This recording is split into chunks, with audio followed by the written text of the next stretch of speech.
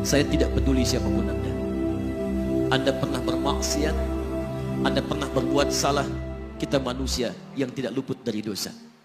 Tapi saya ingin berikan tawaran dari Al-Quranul Karim. Quran surah keempat An-Nisa ayat 100, posisi paling kiri sebelah bawah. Pernah ada orang berbuat maksiat yang tak terlukiskan. Ada seorang yang pernah bunuh orang. Bunuhnya bukan 1, 2, 100 orang. Tak terlukiskan bilangannya. Kriminalitas tidak perlu diukur karena Anda akan lelah menghitungnya. Ketika Allah berkenan memberikan hidayah kepadanya, Masya Allah, dan hidayah selalu terbuka pada siapapun sepanjang ia mau mengambilnya sebelum nyawa sampai di kerongkongannya. Tiba-tiba datang ia pada seorang alim dan berkata, saya ingin berubah. Alim ini kemudian menyampaikan pada orang dimaksud, Anda bukan berarti tidak bisa menjadi orang baik. Hanya Anda tinggal di lingkungan yang tidak mendukung Anda jadi baik. Keluarlah dulu dari tempat itu. Pergilah ke majlis ilmu si fulan. Tempatnya ada di sana. Datang ke sana. Belajarlah dan Allah akan bimbing Anda berubah dari keburukan menjadi orang yang terbaik. Didengarlah nasihat alim ini. Berangkatlah orang dimaksud, menempuh perjalanannya. Tiba-tiba Masya Allah, belum sampai ke tujuan, di pertengahan jalan, konon disebutkan lebih sejengkal, tiba-tiba maut datang menjemputnya. Thumma yudrikul maut. Apa yang terjadi? Langkahnya dihitung sebagai ibadah.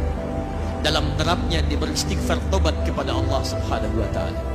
Taubat yang menghadirkan cinta Allah Subhanahu wa taala. Quran surah kedua ayat 222 di ujung ayatnya. Innallaha yuhibbut tawwabin. Allah mencintai orang-orang taubat. Dan cinta Allah menghadirkan ampunan bagi seluruh dosanya. Quran surah ketiga Ali Imran ayat 31 paling kiri sebelah atas. Qul in kuntum tuhibbunallaha fattabi'uni yuhibbukumullah. Allah cintai orang yang mau taat pada Rasulnya.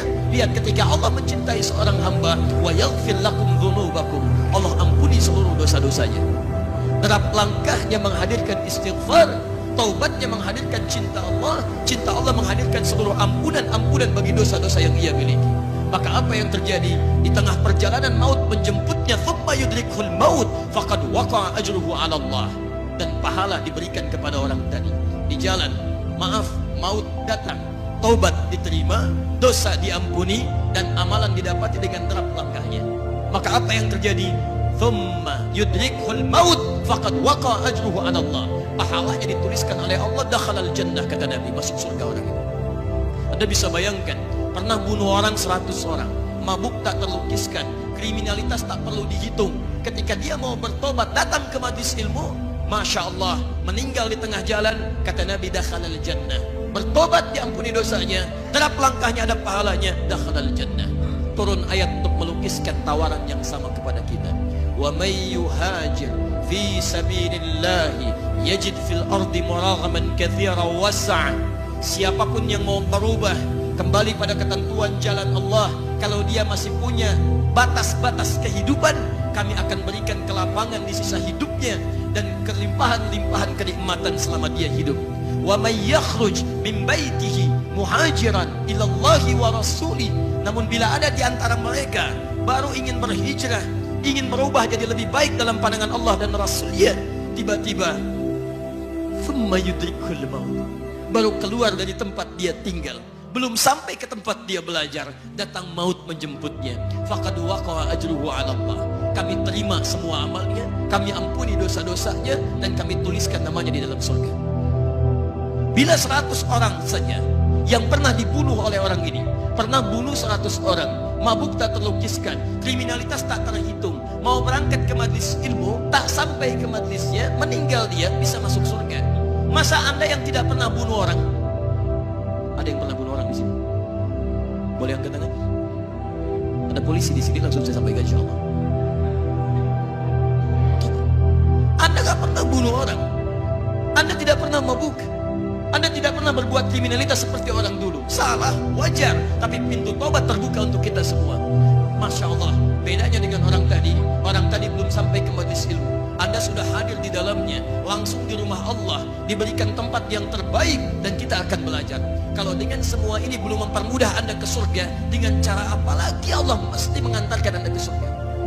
Kalau dengan duduknya Anda di sini belum mau juga bertobat, dengan cara apa lagi Allah harus membimbing Anda bertobat? Kalau dengan seperti ini belum juga Anda taat kepada Rasul, dengan cara apa lagi Allah mesti meyakinkan Anda untuk taat kepada Rasulullah SAW?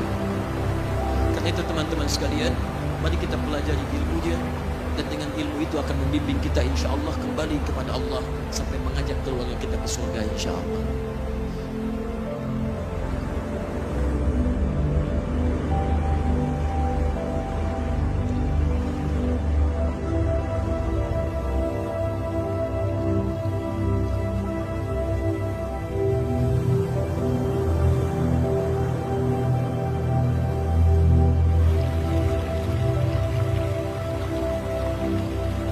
Saya tidak peduli siapapun.